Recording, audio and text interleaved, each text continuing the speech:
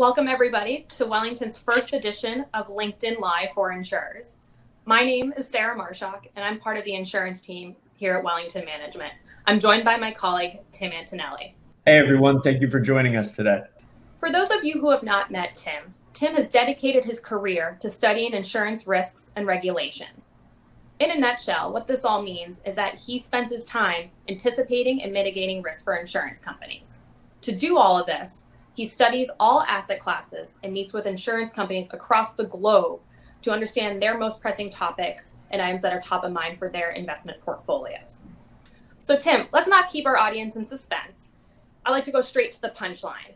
In 10 words or less, what is your advice for insurers as they look to their investment portfolios for 2021? Challenge historical conventions, be ready to innovate, and take calculated risks. I think that's probably right at 10. Glad you used all 10. So let's unpack those recommendations a bit. There's a lot there. So first off, what lessons did insurers learn in 2020? What themes came out of the past year? Yeah, so 3 real key themes coming out of last year. I think the first was a continued focus on downside risk mitigation. Heading into the year, I think everyone thought it would be based on fear of a recession, without any sort of idea on what the year would hold. The second item was how to optimize their BBB rated credit in their portfolio, as that's grown to be such a large size of the public market issuance. Insurers have grappled with what the appropriate amount is in their strategic asset allocation. And finally, we saw insurers make another large step forward when it came to assessing and addressing climate risk within their portfolios. That's great. So I left my 2021 crystal ball in the office. So I'm thinking about the year ahead and anticipate there are already some pre-baked assumptions and opportunities that will present themselves. So most notably, I would be remiss if I didn't mention COVID. COVID has drastically changed our lives and has fundamentally altered the landscape in many respects. So what will insurers need to consider as they look to the next year for their own portfolios? Yeah, Sarah, I mean, that's completely true. You're not going to be able to do everything with one simple solution. So what we're trying to do is create a multi-pronged plan of attack for our insurance clients as you head into this new year. First and foremost, I'm asking you all to start to think outside of the box. As I mentioned earlier, challenge historical norms. Think about strategic asset allocation a little bit differently in the context of both capital efficiency and maybe what you've done historically. The second item is be open to creative solutions. So just because something didn't work for your enterprise before, perhaps now, given where interest rates are and what the prospects for future growth look like, it's worth taking a new look at something you've considered before. And finally, it's staying alert to all flavors of risk. Certainly, market risk is one element of that. Liquidity risk can be another. But something like ESG risk, and within that climate risk, should still be on your radar so you're not taking undue risk when you're implementing some of these new ideas. So you got my attention when you mentioned thinking outside of the box. Insurers aren't conventionally known for thinking really too creatively, and that's not a knock on insurers. That's just the regime and landscape in which they're bound to. So can you offer an example of how you recommend insurers should think more outside of the box?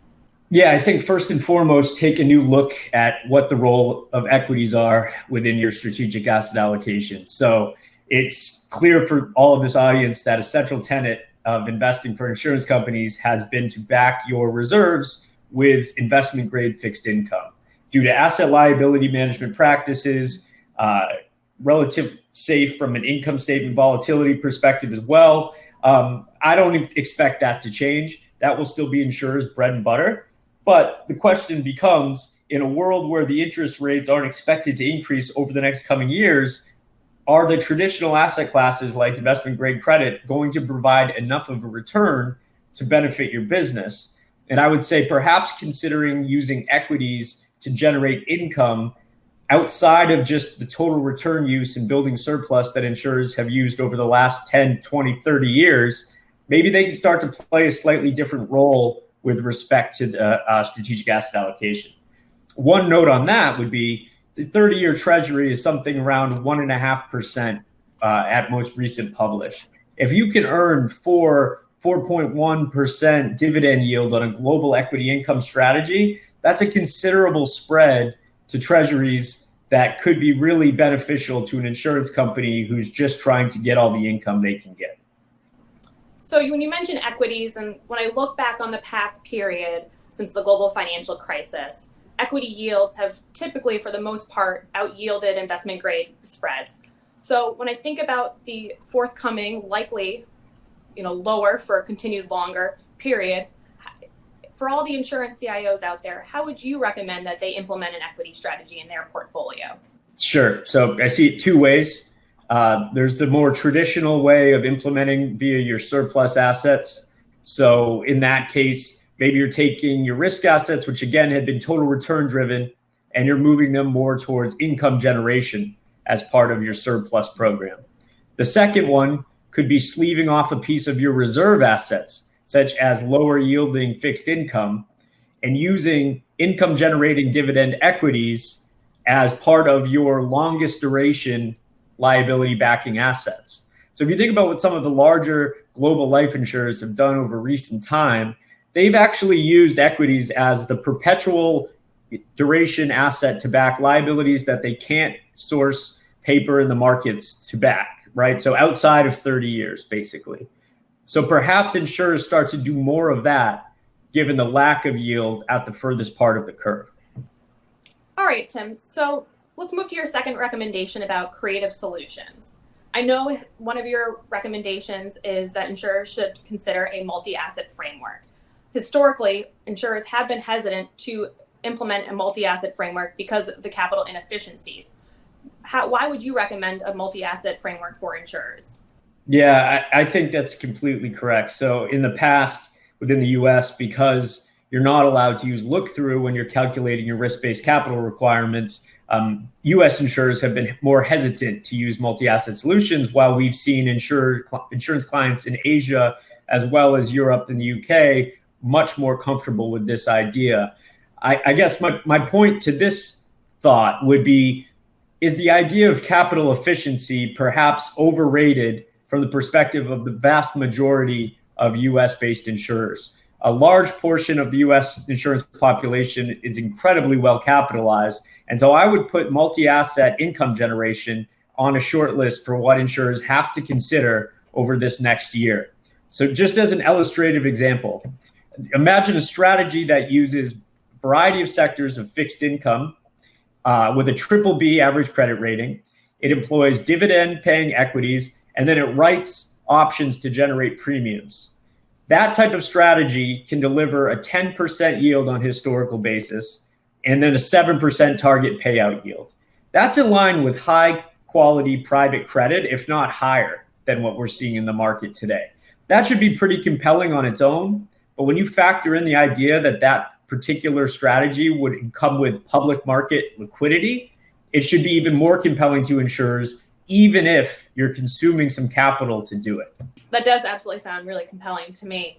So still on the topic of creative solutions and just digging a bit deeper, a moment ago we received a question from one of our audience members on the topic of convertibles. I think this has great relevance to considerations in that creative solutions framework. So as I think about insurers and discussions you and I have been having, Tim, lately in terms of where insurers should be funding an allocation, whether it comes from their equity portfolio or their fixed income portfolio, can you talk more about the role in convertibles can play in an insurer's portfolio for the coming year?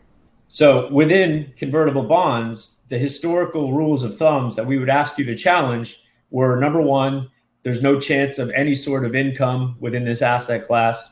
And number two, the unrated element within the asset class makes the asset class less attractive for insurance companies. On the first point, well, in general, convertible bond yields may not be as high as some other asset classes. Convertible bond yields since the great financial crisis have actually out-yielded investment grade fixed income, which might surprise a lot of people, similar to what we've seen with global equities, which we discussed earlier. Within the convertible market today, mandatory convertible bonds, which lack the bond floor, income yields from anywhere between 5 to 7% is what the team's seeing today. So if you're thinking about constructing a fully diversified portfolio of convertible bonds across the scope of what the market offers, you can still achieve income without skewing the portfolio that far towards full equity risk. So just because the asset class is unrated doesn't mean that it's unattractive.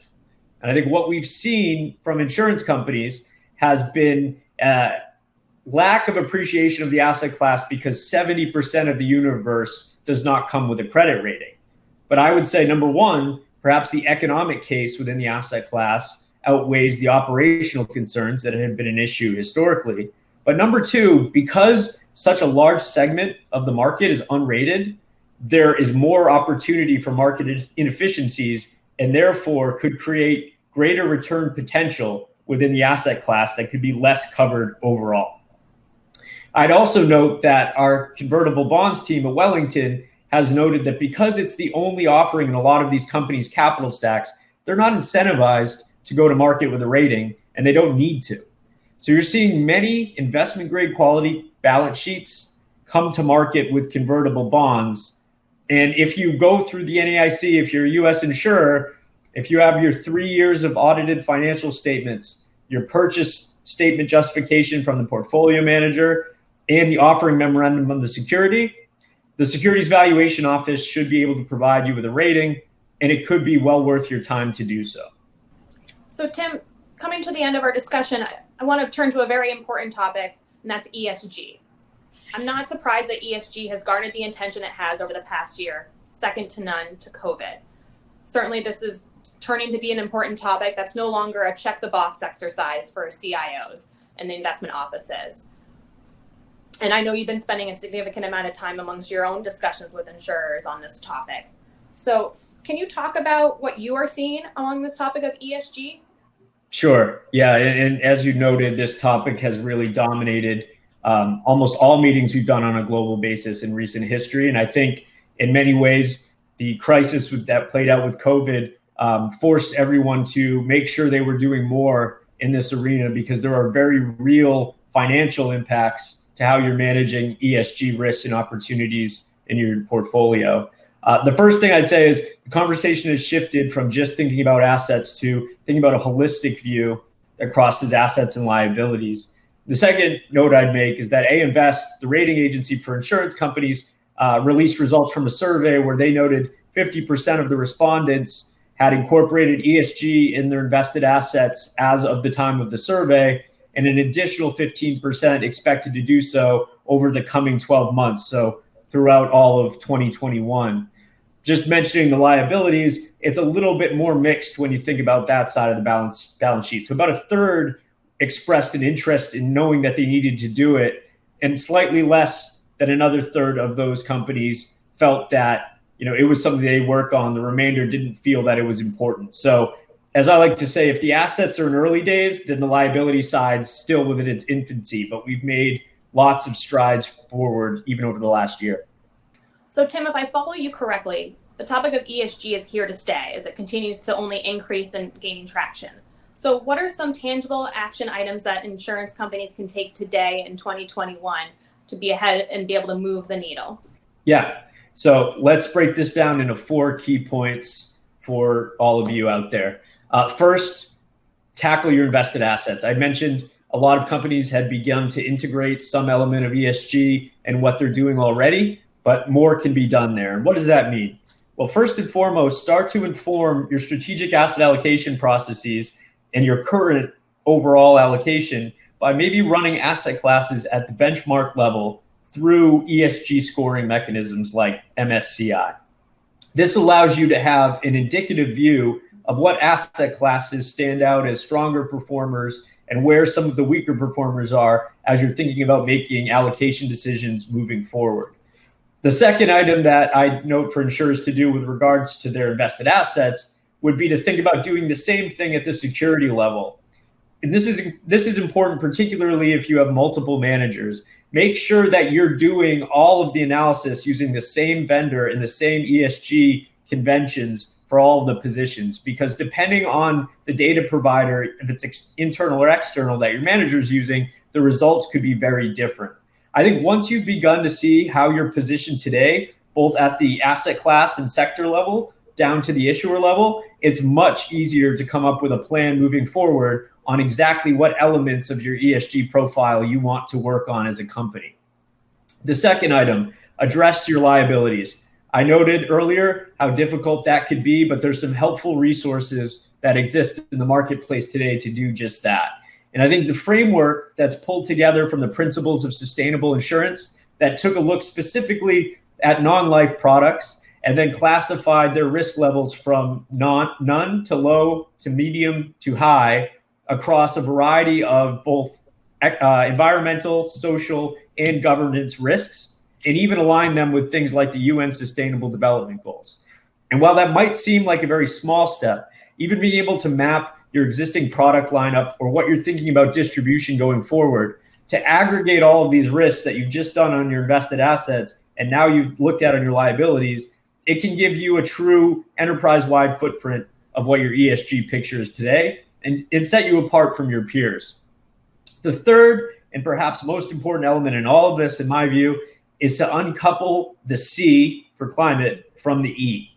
So if you look through these data providers, they're all going to be equal weighted and come out with a set score. Perhaps there's an adjustment depending on who you use to reflect certain importance of given factors. I would advise you all to break out the climate component and have separate processes on a more robust basis that looks at your transition risk, your exposure to things like oil, gas, energy, and your physical risk. So what perils is your business most exposed to? Again, both looking at your assets and your liabilities. I think that's a critical piece to this story. Finally, look in the mirror. So rating agencies are going out and they are saying we need to do more in identifying and making credit rating actions based on ESG components. Moody's recently published a request for comment. They're redoing the environmental factor within their ESG scorecard. So if you're a rated entity, or even if you're not, but want to think about what best practices would be in the industry, maybe looking at how a rating agency is approaching that can give you some idea of what you need to be doing better from an internal perspective. Okay, Tim, that's really helpful. We've come to the end of our time. So I want to leave the group with some final recommendations. So to do so, I want to play some word association game. I'll say something and share what first comes to mind. Best investment idea for 2021. Multi-asset income. Biggest investment risk. Interest rates never go up for the next decade. Insurance regulation you're monitoring for the coming year. I would love if the US regulation allowed look-through. Netflix you're watching right now. Cobra Kai season 3. Haven't watched that one. And finally, what date do you anticipate you'll be getting on a plane to travel for work again? As soon as I'm able.